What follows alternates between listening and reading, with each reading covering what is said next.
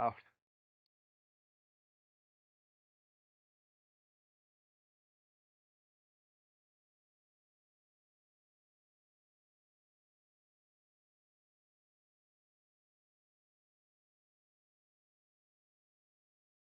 Hola, Javier. Buenos días. Vamos a hablar un poco de la batalla de Lepanto hoy. En efecto, aprovechamos una exposición que tenemos en Gijón, en la antigua Rula, el Muelle Deportivo, para ejemplificar un poco un episodio tan importante de la historia. Esos episodios en los que todos sabemos algo, pero siempre hay algo que descubrir de algún modo. Entonces, quizá a veces, además de un libro sesudo como el que hemos tenido en este canal de Imperium Martis no hace tanto, la batalla decisiva, pues está bien tocar un poco en 3D, con unos maniquíes y con unos mapas, de otra forma más popular y quizá más grata. Pues vamos a adentrarnos en la historia. Tenemos suerte, tenemos a un profesor de historia y también, como podéis ver, infante de marina. Empezamos.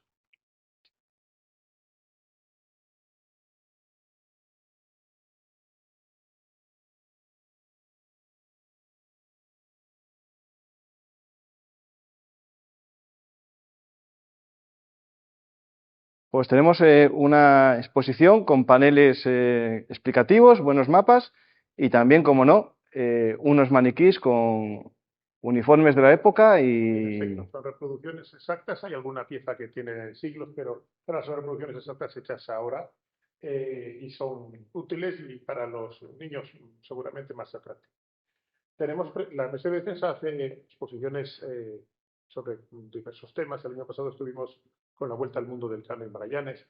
En este caso se colaboró en el año 21, eran los 450 años de la batalla de Lepanto, con el gobierno autonómico de Castilla-La Mancha, porque Toledo fue Espera, una de las para.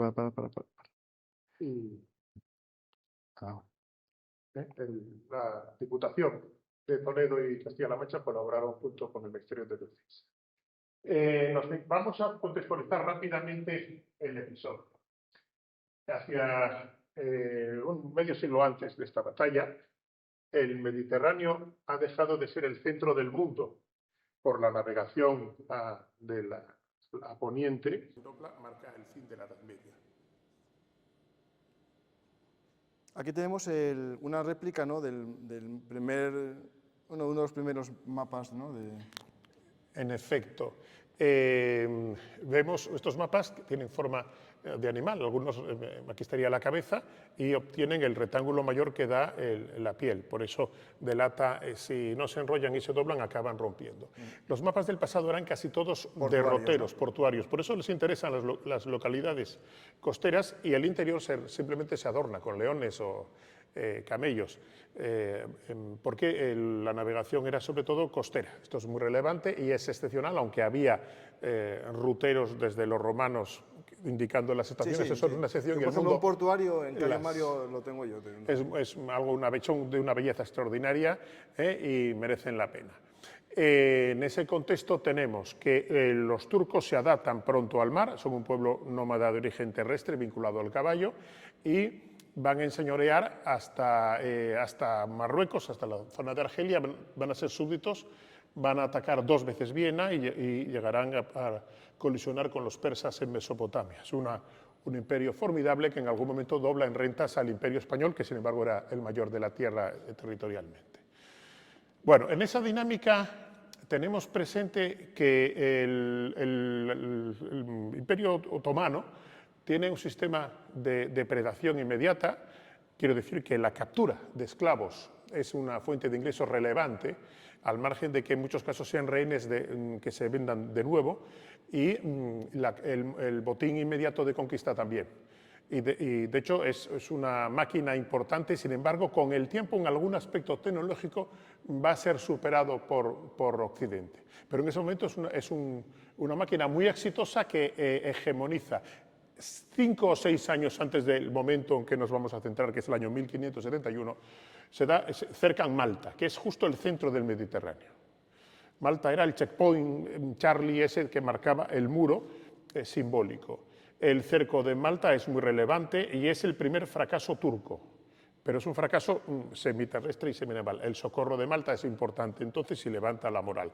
Mueren 30.000 turcos y 10.000 cristianos en esos combates. Entre ellos un marino muy relevante, Dragut, que era el único gran marino entonces que era turco de nacimiento, porque la mayoría de los que veremos, Ulucalí, los famosos Barbarroja, solían ser conversos de ventaja o genízaros, que son niños capturados por las malas o por las buenas. En un tributo de sangre muchos padres daban el chico, cristianos serbios, griegos del Mar Negro. Aquí tenemos representado un genízaro arquetipo, viste, más colorido, porque el color rojo brillante o azul era monopolio suyo, y eran, desde niños enseñados para la guerra, eran muy eficaces. Una curiosidad sobre este atavío, estos gorros tan elevados, el símbolo del cuerpo era una caldera y el de cada uno de ellos una cuchara, que no es un adorno bonito, esta cuchara de madera no es de plata, lo que representa es que son profesionales mantenidos por el Estado. Entonces, en esa dinámica vemos otra cuestión importante, es que mantienen la arquería, aunque los turcos conocían la artillería perfectamente, la arquería tiene la ventaja de una cadencia de fuego superior. El minuto que tarda en recargarse un mosquete permite tirar 10 flechas. Entonces se había revelado suficientemente útil y hacia el siglo XVI en Europa, sin embargo, solo los ingleses mantenían la arquería como tal. Pero eso de no hecho, es... hay una cosa, en el siglo XIX se planteó en las guerras napoleónicas volver a meter el arco. En efecto. Lo que ocurre es que entrenar un arquero bueno es notoriamente más costoso de tiempo que disparar un arma de fuego o una ballesta. El arquero requiere años para ser eficaz. Esto es muy importante. Entonces veremos que, como ocurre con los remeros, los marineros, las pérdidas humanas no se suplen simplemente reclutando otros más. Bueno, pues de algún modo nos quedamos con un elemento importante arquetípicamente turco, que es la cimitarra, es el arma curva vinculado al caballo, y el arco compuesto, que se tensa de forma diferente a lo que nos parece a nosotros. Esta forma yugada de ponerle la cuerda no iría sino que iría por atrás, ganando potencia a igualdad de tamaño. Esto es un poco, nos quedamos con este personaje, algunos de los cuales podía llegar a ser el primer ministro, el visir. O sea, que no solo eran guerreros, sino que los que eran más finos o más capaces llegaban en ese aspecto. El sistema administrativo de la puerta era más meritocrático y podía permitir que alguien que había empezado en una situación baja llegase por capacidades bastante arriba. Aquí tenemos, sin embargo, un arquero más humilde que tiene pues, un sable de origen oriental hindú, más asiático, un talbar y una gumia que, sin embargo, es más norteafricana. No tendría derecho a llevar los colores brillantes. Curiosidad, todos ellos tenían que llevar, todos los soldados llevaban bigote, pero la barba la tenían reservada para los jefes. Es algo curioso de las muchas anécdotas. Aquí tenemos un mapa muy simplificado que delata la Liga Santa. España implicaba, en el sentido de corona, a Cerdeña, Sicilia y Nápoles. Vamos a contar en esta alianza que vamos a explicar rápido al papado, que era un estado como tal, ¿no?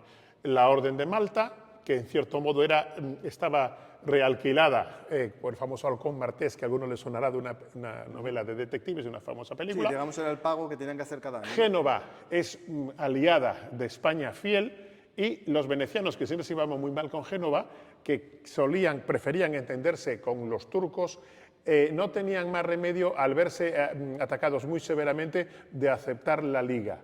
Que esa es última gran cruzada, no la van a suscribir Francia, Inglaterra o algunos estados protestantes por razones obvias, porque para ellos era el mayor enemigo España. En el caso de Portugal era digamos, se llevaba mal por Venecia porque implicaba las dos rutas bien diferentes. Portugal representa el bordear África, y entonces tenían cierta antipatía. De todos modos, habrá caballeros voluntarios sueltos de muchos lugares de Europa. Aquí tenemos el Pío V. San Pío V es el que promueve la alianza. Fue, digamos, la última cruzada en un sentido amplio y relevante. Felipe tiene un momento bueno porque hay paz con Francia y con Holanda.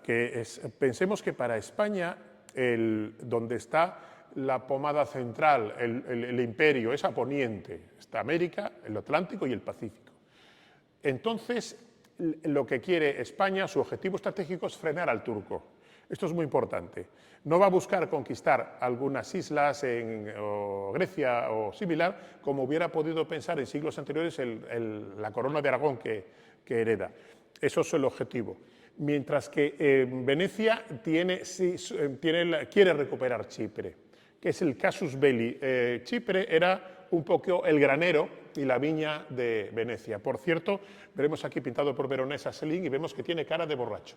No es casualidad, es una broma del pintor. No era tan inútil y tan absentista como puede representar, pero sí, el visir realmente es el que tenía el poder, que por cierto era de origen serbio y cristiano, como hemos hablado, de los genízaros, que eran más que una pequeña casta profesional militar. Bueno, pues entonces Felipe acepta esa bula de cruzada y quienes la firman hacen un contrato que parecería una empresa hoy, una sociedad. España va a poner la mitad del dinero y de los hombres.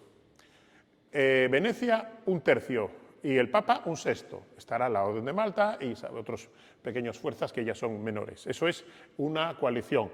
En el trato se hablan de barcos redondos, caballos y algunos elementos que no van a estar en la batalla porque estaban pensando en una campaña un poco más grande. Pero eso es importante. Entonces tenemos que no se dispara demasiado entre la capitulación de la Liga Santa, pero ya habla de 200 galeras.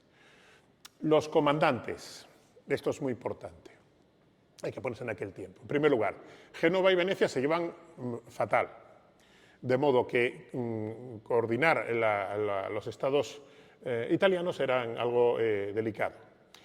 Se vale para ello Felipe II del estatus de su hermano, que es muy joven, un veinteañero, con una experiencia muy limitada. Ha combatido los moriscos en las revueltas del sur, que por cierto están apoyadas y financiadas por el Imperio turco,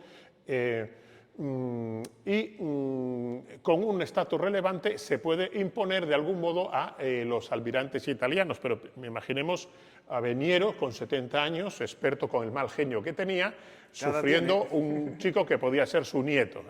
Bueno, Veniero por Venecia y Colonna mandaba a las galeras del Papa. Requesens era un general de tierra, básicamente un hombre de Milán en los Países Bajos, y el almirante que asesora de verdad con enorme experiencia es Álvaro de Bazán, el gran marqués de Santa Cruz. Tenemos a Doria también, que era por Génova. Es muy importante este capitán general, lo mencionaremos más tarde incluso en relación con su palacio, porque representa la bisagra del gran cambio de la guerra naval. Él va a ser el asesor fundamental de esta batalla que hubiera entendido un romano o un griego. Es una batalla de abordaje en la que se combate casi como en tierra, parecido a una película de Ben-Hur. Por el contrario, en la tercera, una isla de las Azores, va a hundir la flota a Francia en la primera batalla grande de vela y cañón, que es muy diferente. El cambio lo marca en la dinámica del océano, pero es las mismas personas. Digamos que Cervantes está en Lepanto y Lope está en la tercera, y es una misma generación. Todo ello es obra de este magnífico almirante. Es verdad que la Armada Española en aquel momento buscaba el enfrentamiento más cercano, incluso el abordaje, ¿no? Los españoles éramos los mejores en el abordaje. Veremos, con respecto a los turcos, el armamento también pesado era mejor, pero en general los ingleses tenían, decía el refrán, que en el mar a distancia quiero el español, que en el combate cuerpo a cuerpo líbreme Dios, de algún modo. Bueno, en España la esgrima era una disciplina, digamos, democrática que practicaban todos los soldados. En otros países no todos los soldados tenían espadas siquiera. Entonces, la ferocidad de una generación que venían de la Reconquista, de la conquista muy sufrida, dio una fuerza extraordinaria, solo limitaba el número. Hay que pensar que la mayoría de los soldados, digamos, al servicio de España no eran españoles. En el ranking de esos soldados que vamos a mencionar, la infantería de élite serán los tercios. Hay que pensar que después los españoles iban los italianos. Los italianos tenían tercios, mientras que los alemanes y otros tenían regimientos. Y eran, una cosa que puede ser paradójica visto el siglo XX o XIX, estaban por delante los italianos de los alemanes en una jerarquía de prelación y de prestigio. Bueno, pues entonces tenemos lo siguiente. Hay un incidente, en la galera sobre todo, vamos a describirla con más detalle, pero es un lugar de enorme promiscuidad y de una densidad pavorosa. Y eso genera muchos incidentes.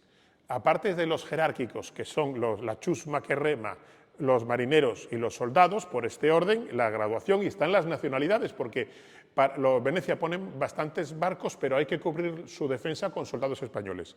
Hay un incidente de esos roces en los cuales el Veniero hace ahorcar al capitán súbdito de España. No tenía atribuciones, tenía que haber sido el comandante en jefe, y eso genera un momento de crisis que pudo haber deshecho la Liga. Génova amenaza con abandonar o por lo menos dejarlo para el año que viene con Venecia fuera.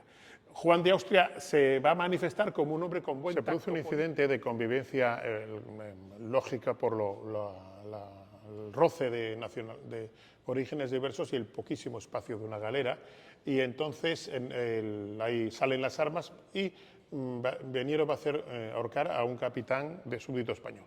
Entonces, en esa crisis podría haberse disuelto la alianza, marchar Génova, incluso haber ido a mayores. La solución que aplicará Juan de Austria es anteponer al segundo almirante Barbárigo por encima de Veniero, al menos nominalmente, durante lo que queda de campaña. Hay que decir que Veniero, cuando se le pasó el ataque de mal humor, en el momento de la batalla llegó a abrazarse, pedir perdón y llorar a Juan de Austria. Bueno, pues entonces tenemos un equipo, un Dream Team realmente. Para darnos cuenta de la batalla, morirá uno de ellos, Veniero morirá atravesado con una flecha en un ojo, y en el campo otomano, por el contrario, solo se va a salvar un almirante. Pero realmente fue una batalla bastante democrática, en el sentido que la muerte se repartió en todos los escalones que no ocurre tanto en las batallas terrestres convencionales. Bueno, aquí tenemos un Spaghi, un caballero, un voluntario que actuaría como en la tradición ecuestre de los turcos. Conservan la cota de malla. La cota de malla se ha conservado en el Cáucaso hasta bien entrado el 19. Vemos una rodela, que también la podría tener un combatiente español. Sí, la rodela es el escudo duro y siempre redondo de metal, que alternaba con uno blando, que es la adarga, que tiene forma de riñón y de corazón. En este caso no disponía de ninguna. Una maza pequeña, de forma acebollada, que es también un símbolo de estatus.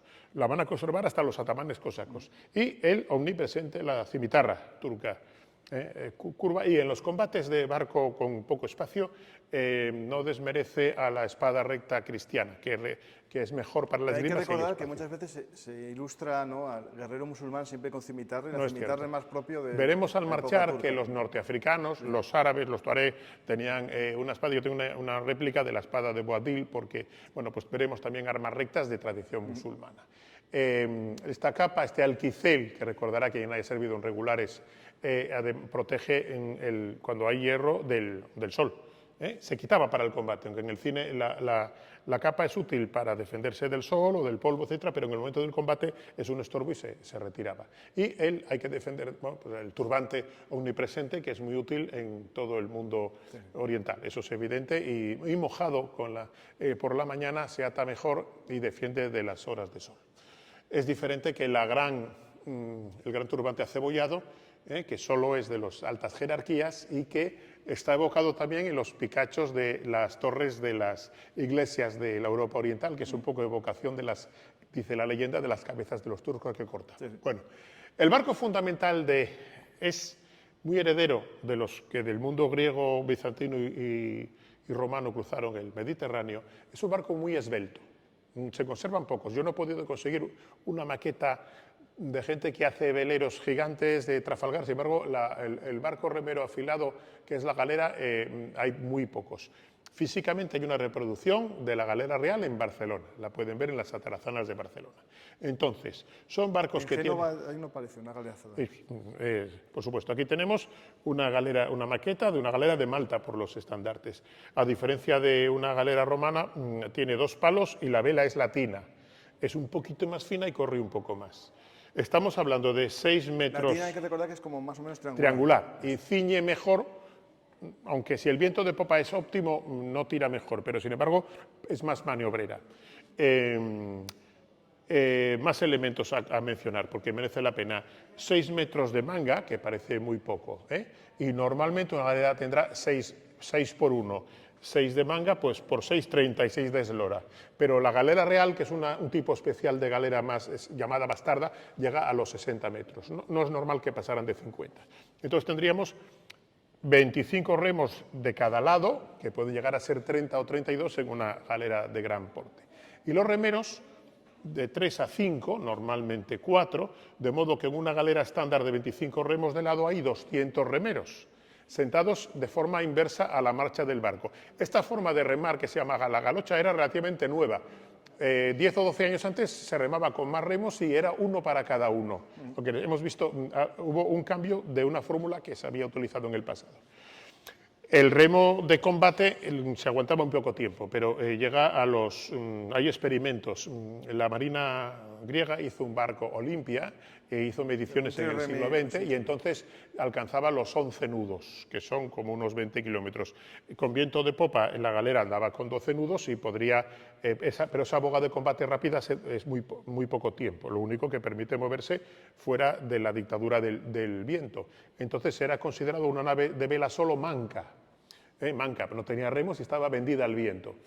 Ventajas de la galera, que además de ser maniobrera y rápida durante poco trayecto, podía entrar en una playa, no necesitaba una embarcación para puerto, a diferencia de un barco redondo, como las cocas, galeones y demás, que veremos para obligatorio al Mediterráneo. En contra, no soporta la mala mar, porque embarca, por eso trabajaban solo en verano, de mayo a octubre. Esta batalla, que es el 7 de octubre, es una batalla muy tardía, lo que delata un gran interés de Juan de Austria de aprovechar la ocasión para castigar a la flota turca y, digamos, detener su crecimiento, su hegemonía en el mar. Esto es muy importante, ese detalle. Decía una antigua copla, los 3 puertos del Mediterráneo son Julio, Agosto y Mahón. Estos remeros, si estaban condenados, trabajaban en el astillero el resto del año. Nadie remaba en el Mediterráneo a partir del día de San Demetrio, que era el 23 de octubre. Era una regla de oro, de algún modo. Hay que recordar que el nombre de Chusma, que es el que se le daba a este... Viene de Génova, en concreto. Los turcos, el remero fundamental era esclavo en principio cristiano y vitalicio. Los españoles teníamos galeotes condenados, de 2 a 10 años. Cuando alguien cumplía la condena y sobrevivía, que no era poca cosa, algunos quedaban cobrando y eran buenas boyas. Entonces no estaban encadenados y cobraban. Hay que pensar que se remaba solo en verano, eso básicamente. Venecia pagaba, en general, poco. En todos los sitios había de todo, pero me quedo con el arquetipo, que es diferente. ¿Qué ocurre con los esclavos encadenados que tienen... lo terrible es que se van a ir a pique con el barco, pero su apuesta es que ganen y que pierda el barco de su bandera, con lo cual son una amenaza. Si en el transcurso del combate son liberados, saltan como fieras, cogerán las armas de fortuna que pillen, pero son hombres fuertes que no tienen nada que perder y se van a tirar. Imagínense al comitre, el cariño que le tenían, que era el que repartía leña y les hacía trabajar terriblemente, ¿no?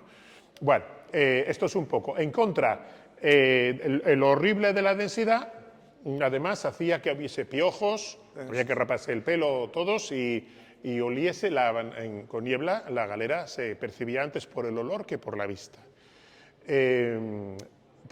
La alimentación era calóricamente suficiente, pero de baja calidad. No era, sin embargo, tan el problema del escorbuto, de la vitamina, como en las navegaciones largas del mundo oceánico, porque estos, siempre que podían, la galera tiene muy poca carga y tiene que ir a coger agua y coger alguna comida, y entraba en un puerto y entraba en una playa. El Mediterráneo tiene una cala a tiro de piedra casi siempre. Entonces, es lo único en la que la vida era mejor que en los grandes veleros del De hecho, hay un libro que establece todas las calas que hay en el Mediterráneo, para más o menos decir dónde puedes aguar, dónde no. Sí. Ellos tenían un esquife, pero podían entrar en una playa como los vikingos, y luego cuando llegaba la marea alta empujando podían retroceder. Eso era una curiosidad. Para darse cuenta que no se echaba mucho tiempo, en una galera solo tenía la carroza, solo tenía habitáculo el comandante, y se cocinaba excepcionalmente, pero por ejemplo estaba prohibido decir misa. Había capellán, pero no podía decir misa. Era indecente la galera. Piensen, por ejemplo, que los galeotes estaban atados a un banco donde comían, dormían y descomían. Entonces hay que verlo todo como un problema grande, aunque la duración del servicio era un poco menor que las grandes navegaciones. Aquí tenemos un ejemplo Vemos el turco que tiene siempre el omnipresente arco y está vestido de forma más liviana, más cómoda. Mejor si hay que caerse al agua, pero para el combate cerrado, imagínense, estos combates son básicamente abordajes en los cuales chocan barcos, 2 o más, y como si fuera una melee en un partido de rugby que tiene solo 6 metros de ancho el campo. Entonces, hay muy poco margen para ningún envolvimiento. Se trata de un empuje en el que unos van avanzando, procuran no caer, está lleno de cadáveres, han tirado serrín en el suelo para que con la sangre y el agua no se resbale, y el momento es terrible, mucho más terrible que las batallas terrestres. Aquí no hay huida, que en una batalla terrestre si va mal siempre mucha gente se va a escapar. Y tampoco, hasta que acabe el combate entre los barcos implicados, no interesan los prisioneros, van a ser un estorbo, se remata a todo el mundo. Cuando acabe, no digo la batalla general, sino el combate de 3 o 4 barcos, entonces sí puede ser que haya prisioneros y algunos además sean interesantes como rentables, como rehenes en un sistema de vía de cobro que era muy relevante.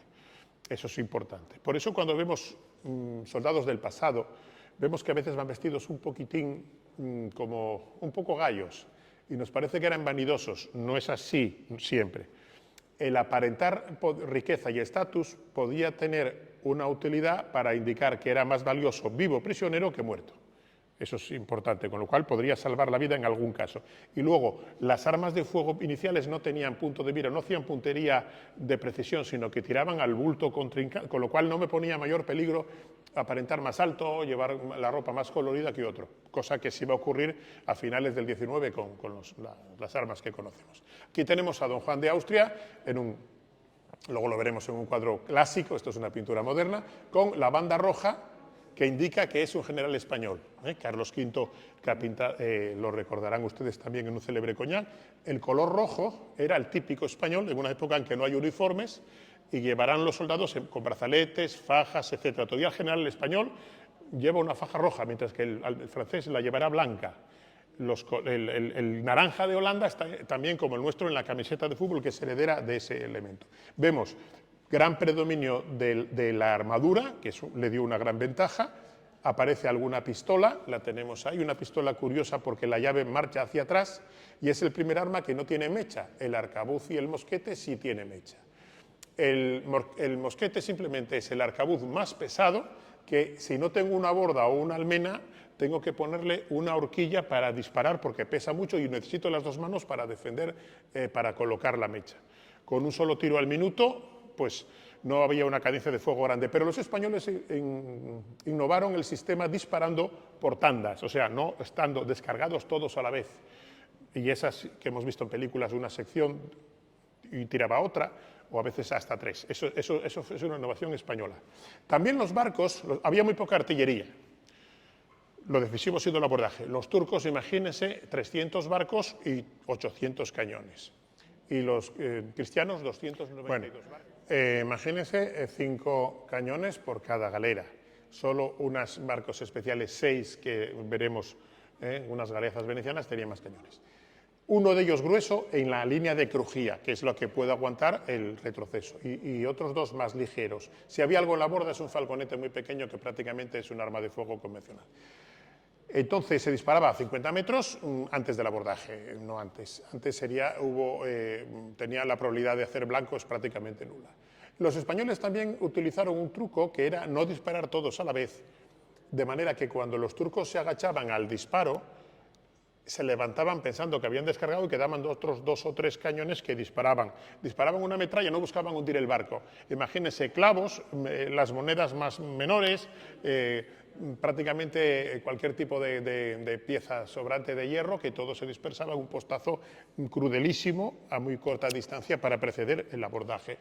Este tamburete era para pasar al abordaje. De hecho, Juan de Austria mandó cortar los espolones tradicionales que penetraban el barco enemigo en favor del disparo. Eso es un pequeño cambio que también tiene un matiz simbólico de un avance de perspectiva. Aquí tenemos unos galeotes, vemos que están encadenados los pobres, es la vida terrible, hay varios refranes con respecto a la vida de galeras y Cervantes en el Quijote comenta sobre todo Es algo terrible la condena y bueno, pues una de las pocas cosas, porque veremos que una de las cosas en lo humano bueno de esta batalla es que hubo miles de personas liberadas, casi tantas como bajas en el combate.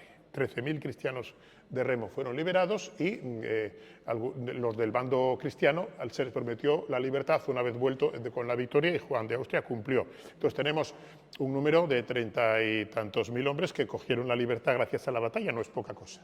Bueno, pues tenemos este escenario. Y las galeras remaban formando una línea que se pudiera remar bien, pero que no pudiera entrar un barco rompiendo, digamos, el frente. Veremos, estamos en la boca del Golfo de Corintio.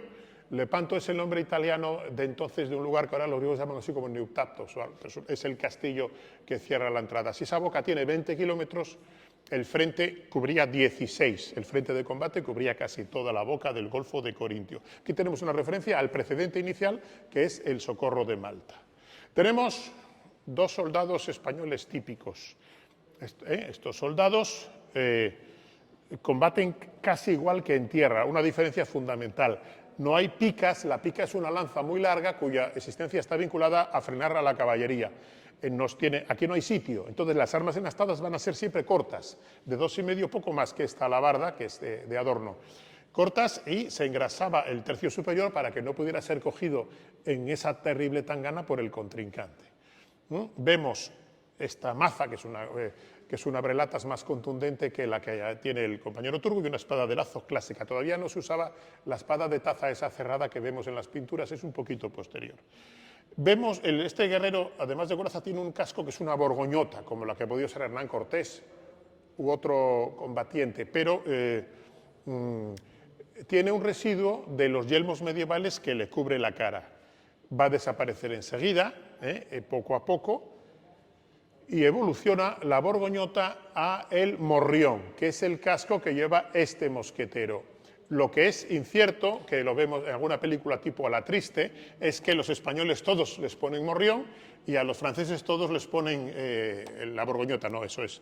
Los soldados vestían cada uno como podía, no había uniformes, y entonces es un asunto técnico de lo que yo he podido comprarme o el botín que he podido coger anteriormente. Pero la borgoñota es un avance, va a aparecer en el cerco de Malta, no es anterior.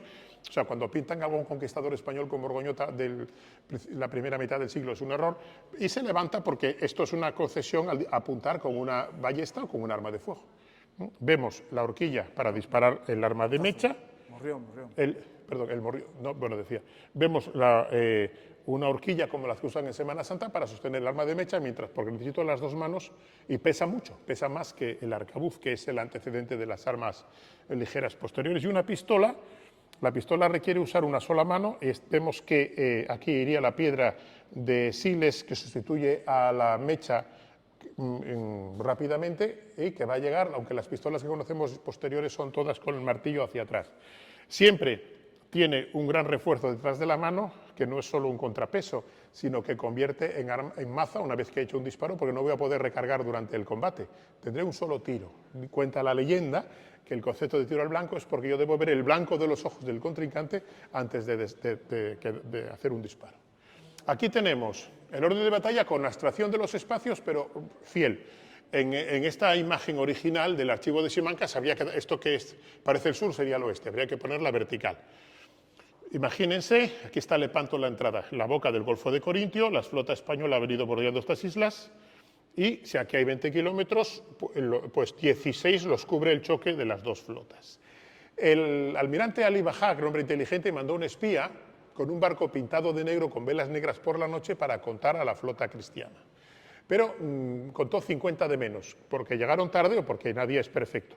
Eso ayudó a que subestimara un poco, junto con el orgullo natural de aceptar un desafío, porque una alternativa razonable que tenían los turcos era quedar emboscados, digamos, bajo los cañones de los castillos, que siempre son mucho más fuertes y estables, y dejar que pasara el tiempo y que viniese una tormenta.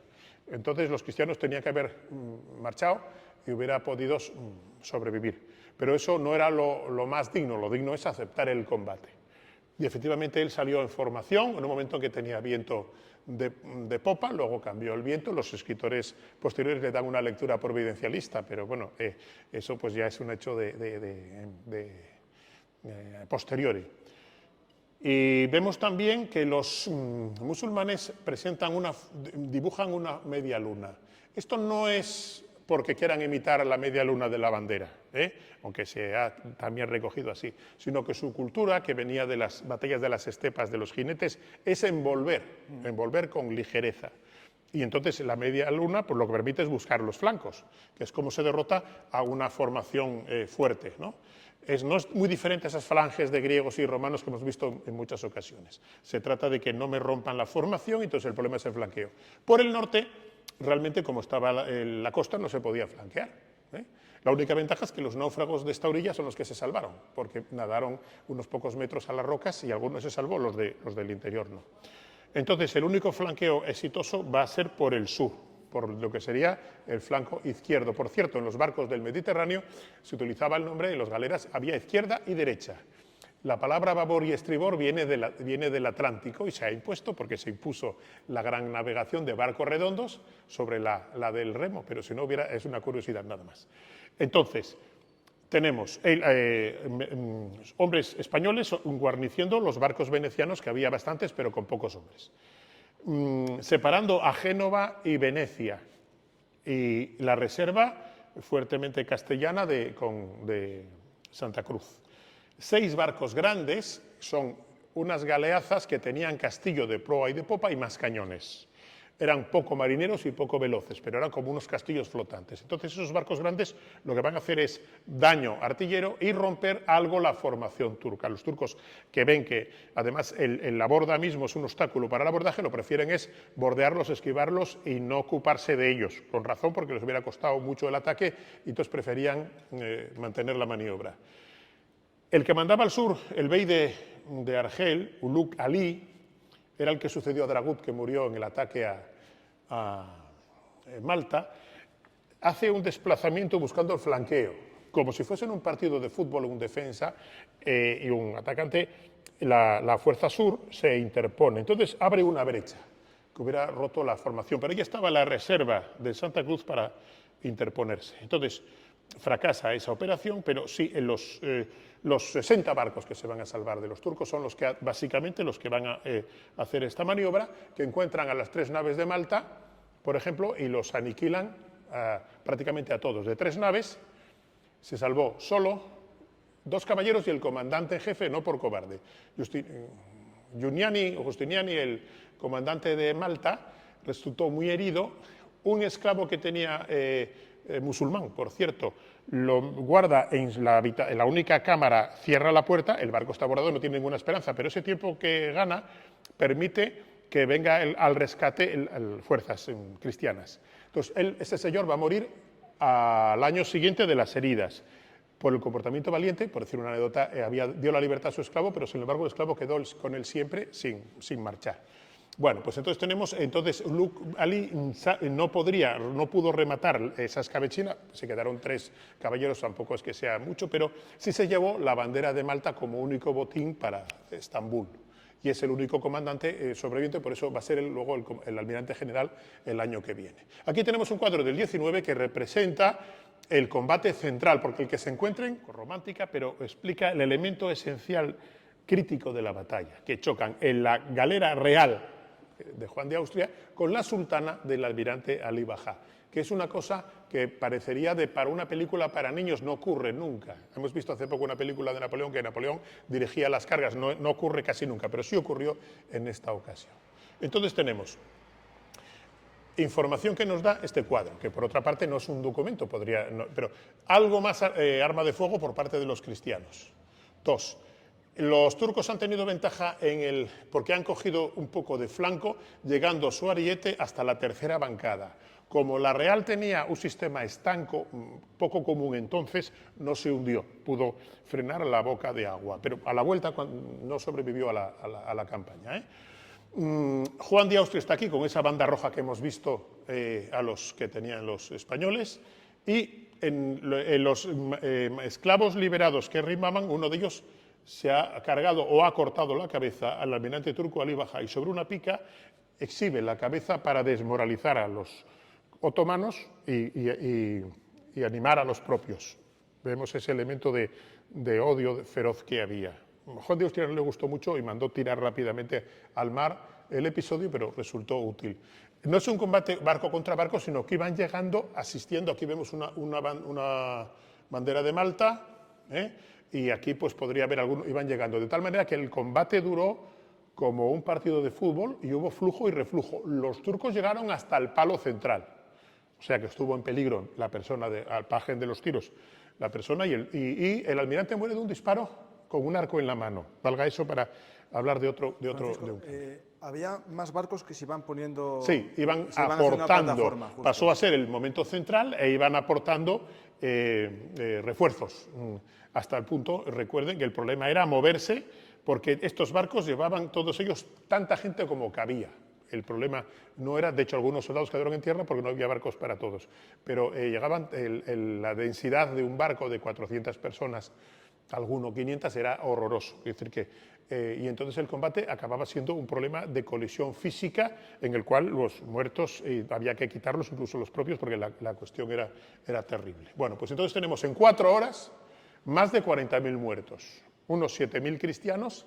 Están contados, la flota cristiana además está contada, parece 7.750 muertos, y unos 40.000 turcos. No es posible, pero casi la mitad de los hombres empeñados. Si quitamos los marineros, los cristianos forzosos, más de la mitad de los turcos mueren en el combate, y además una mitad muy bien repartida. Marineros, almirantes, remeros y soldados mueren por igual.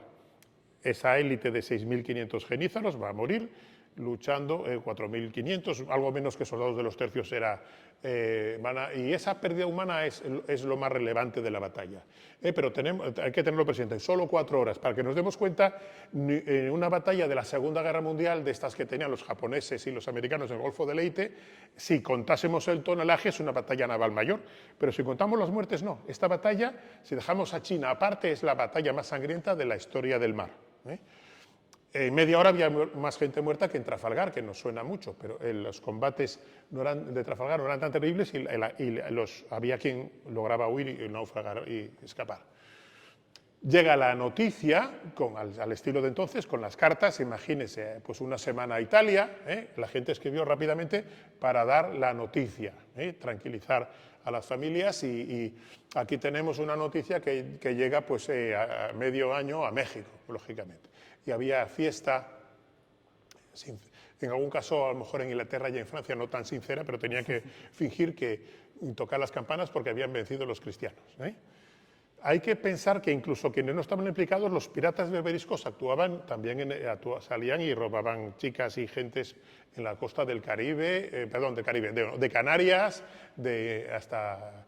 Hay una anécdota, pero hay un pueblo de Islandia, que fue todo él secuestrado por piratas berberiscos. O sea que gentes a los que quedaba muy lejos alguna consideración de fe, sin embargo, sí les veían bien reprimir el poder de la piratería musulmana, cuyo elemento de captura humana era más importante que el elemento de captura de botín, que es lo que asociamos nosotros, ¿no? Bueno, elemento importante relacionado con la fecha de la batalla. Pío V era dominico, que son los que divulgaron el rosario, y el 7 de octubre estaba rezando el rosario en su palacio en Roma.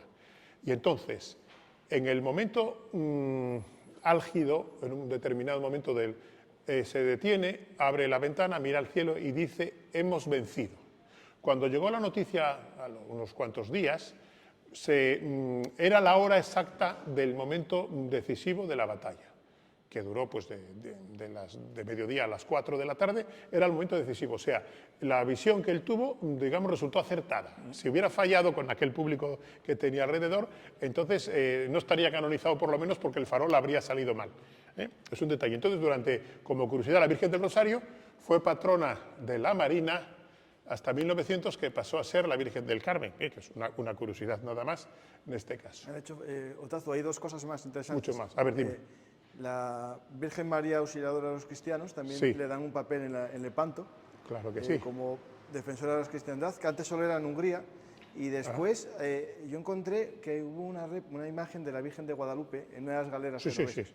te creo perfectamente, y hay más elementos. La Guadalupe mexicana. Hay un elemento curioso, el Cristo de Lepanto se conserva en Barcelona, un Cristo que tiene el giro, se asocia como que por milagro esquivó un disparo, y entonces es el llamado Cristo de Lepanto. Es posible que sea falso, no quisiera yo, y el Cristo de Lepanto de verdad está en un convento de Tierra de Campos, Villagarcía de Campos, de los jesuitas. Era pequeño. El Cristo de Lepanto no cabe en una galera, y el otro, que es pequeño, sí. Y está un poco chamuscado, no por la batalla, sino porque era el padre putativo, adoptivo, que crió a Juan de Austria, salvó un Cristo que estaban quemando los moriscos y se lo quedó como muy milagrero, y sería ese el Cristo de Lepanto, y no uno más grande, digno de un retablo de una catedral, pero no podía estar en una galera porque no cabría en ningún sitio. Es una curiosidad. Bueno, pues entonces tenemos más elementos para darse la importancia automáticamente. Es una gran noticia. Hay muchísima literatura sobre Lepanto. En un programa anterior de este canal que nos está filmando, recuerdo que hay un autor que es Lepanto, la batalla decisiva. El que quiera leer un poco menos, hay un librito muy pequeño, se lo encuentra, que es del almirante Carrero Blanco, que dibuja él, que pintaba bien, dibuja la batalla de su mano. Hay un poema precioso de Chesterton, aunque no se sepa inglés, la traducción española tiene una musicalidad que merece la pena. Recomiendo el poema de Chesterton sobre Lepanto. Aquí tenemos el personaje, por otras razones, más famoso de Lepanto. Miguel de Cervantes estaba enfermo, tenía una gripe o tenía una fiebre, entonces quedó relegado, en principio, en un barco hacia atrás de su galera marquesa. Estaba en un tercio que mandaba Lope de Figueroa, que habían reclutado en Granada. Todos los tercios en realidad recibían el nombre de quien los mandaba, y estas disputas que tenemos a veces en las unidades, a ver si era de infantería de marina, si soy más antiguo, son un poco, vamos a poner pintorescas, porque las unidades eran un poco según lo que hiciera falta, y no había una barrera entre el mar y el ejército completa, sino que se iba donde hiciese falta. Junto con 10 hombres, cuando el enemigo se encarga de que los planes no salgan todos fetén, entonces su barco fue atacado por otro barco turco, y en el esquife, que es el pequeño barco de remos que hizo las veces de castillo central, se defienden a tiros y rechazaron el ataque. Cervantes va a quedar, como sabemos, manco, pero va a quedar manco a la tercera herida, se levantó de otras 2. O sea que fue un valiente, no sabemos si tenía una coraza que aguantó 2 disparos, pero él no es nada vanidoso contando su historia.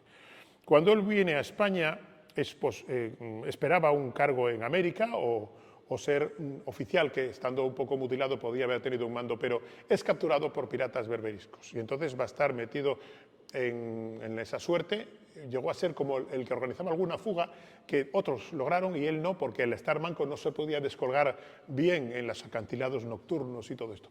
Es rescatado por unos frailes. Había 2 órdenes, los mercedarios y los trinitarios, que hacían hucha para rescatar a los cautivos de Argel y de otros piratas. Los piratas respetaban por la cuenta que les traía a estos mensajeros, y a veces ellos heroicamente quedaban a modo de rehén o de canje para liberar a otra persona.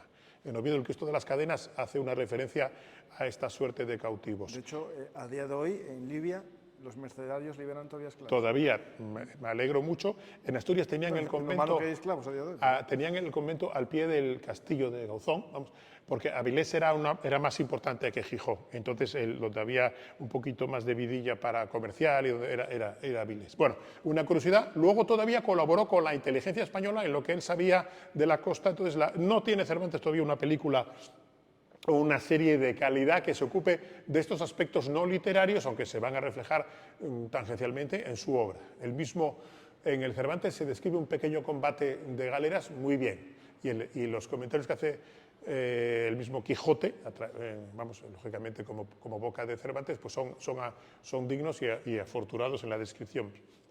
Bueno, curiosidades de este marqués de Santa Cruz, que es el asesor fundamental, Álvaro de Bazán. Él era granadino de origen navarro, pero sin embargo hace un palacio en medio de la Mancha, que es la sede simbólica o el principal archivo de la Armada. ¿Por qué tiene la Armada el archivo en el viso del marqués?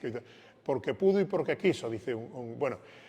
El viso del marqués es el punto exacto equidistante de Cartagena, Cádiz y Lisboa. Entonces él, que se podía permitir el lujazo de ponerse donde el palacio donde se quisiera, escogió ese punto como un elemento simbólico para, digamos, controlar. Solo que él muere el año que no se llegó a vivir porque muere en el 88. No, creo que no estuvo. No llegó, seguramente, se inauguró el año que murió, pues él no murió allí. No es como creen algunos su pueblo, por decirlo así. Es curioso, pero claro, este hombre, esta década muere él y muere un colega que se ocupaba del océano, Pedro Menéndez de Avilés. Entonces, estos dos almirantes eran unos fenómenos que hubieran venido muy bien para la operación contra Inglaterra. Estaba previsto que tuvieran el mando uno de los dos. Al morir ellos, se encuentra Felipe sin alguien de tanta categoría y recurre al mismo modelo que había tenido con su hermanastro, que es poner a alguien con estatus, aunque no con tanta experiencia, para coordinar las fuerzas. Y pone a Medina de Sidonia, que no tenía ni idea, y lo reconoce, no es que fuese ninguna persona. Y no salió bien. De haberse sobrevivido este señor o Pedro Menéndez, igual salía mejor porque de mares y de corrientes y todo se lo sabían todo. Bueno, valga eso, aquí tenemos una alegoría porque está vestido como Marte, pero pisa la cabeza de un turco, dominando el furor.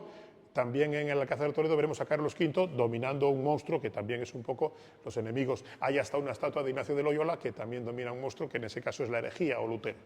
Bueno, pues aquí tenemos el pabellón central. Estas banderas estaban verticales. 30 al 31 se sacaban las banderas en Toledo. El color azul es el que tenía la flotilla central española. Por ejemplo, Génova pues llevaba amarillo. Los colores eran para cada una de las escuadras de toda la escuadra. Y tenemos el Cristo de Lepanto con los escudos de las potencias aliadas de Santa Liga, el León de San Marcos de Venecia, etc. Entonces, también estaba en Toledo la bandera principal de Ali Bajá. Lo que pasa es que se cometió el error, a mi juicio, de regalárselo al Papa, y Pablo VI se lo regaló a los turcos, y los turcos lo tendrán bien escondido, porque ellos la bandera de Malta no la devolvieron en cortesía, que hubiera sido la deferencia en réplica. Valga eso como curiosidad nada más. Aquí tenemos el último soldado. La proximidad del mar oxida más todo el metal, y el señor lo delata.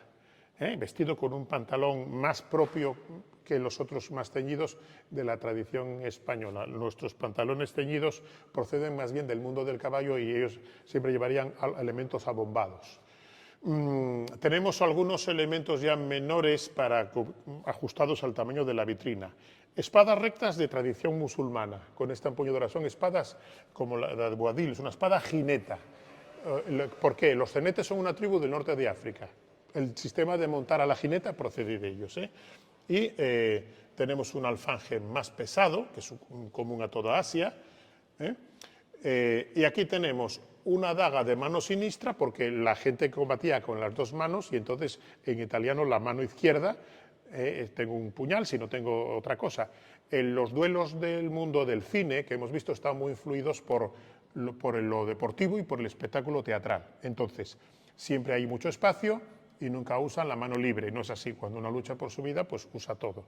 Y si no tuviese rodela ni otro puñal, pues usaría la capa o el sombrero, pero sí, y le daría con la silla si pudiera, porque está en juego la vida y la bandera que defiendo. Es diferente que un combate ritualizado entre dos caballeros que se citan con unas reglas. Eso no, pero no es realista, como no lo son los duelos del oeste en las que se espera que el otro saque primero. Eso había acabado con todos los sheriff antes de ninguno viejo. Tengo un hacha de abordaje, un hacha de combate, que más grandes o más pequeños, desde la Edad Media hasta el 19 han estado en vigor. Las hachas marinas siempre tienen, como los bomberos hoy, un gancho un poco corvo que servía de piolete inverso para clavar en una estructura de madera y ayudarme a subir. Es algo que no necesitaría en tierra pues, un guerrero que usara el hacha, que tendría una cabeza diferente. A eso responde. Y una colección de soldados de plomo de ese periodo. Quisiera acabar, además tenemos algún TV o algún cómic para representar un cañón que vemos que no tiene cureña de ruedas, porque va a disparar una vez. Entonces no estoy pensando en recargar con rapidez como va a ser necesario luego en los otros combates. Si han visto al inicio de la exposición nuestro cartel, hemos cogido una pintura del famoso Ferrer Dalmau, que es el pintor principal hoy de temas históricos. Es un fenómeno brillantísimo y un caballero además generoso a la hora de promocionar a otras personas o ceder sus derechos, etc. Entonces él suele hacer un homenaje en sus pinturas, además de documentarse muy bien. Por ejemplo, el último Covadonga que tenemos en Cangas de Onís o en Covadonga, el rostro de Pelayo es Mel Gibson. Así sucesivamente. Bueno, pues la película que en la película, para ver si sale un día. Bueno, pues aquí tenemos la estatuilla.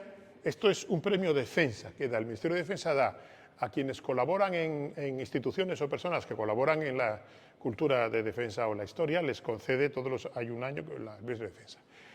Y esta escultura, que es la que copia Dalmau de Cervantes ya herido, que se levanta pero vendado herido, es su autor, seguramente lo conocen ustedes, aunque no lo conozcan como escultor.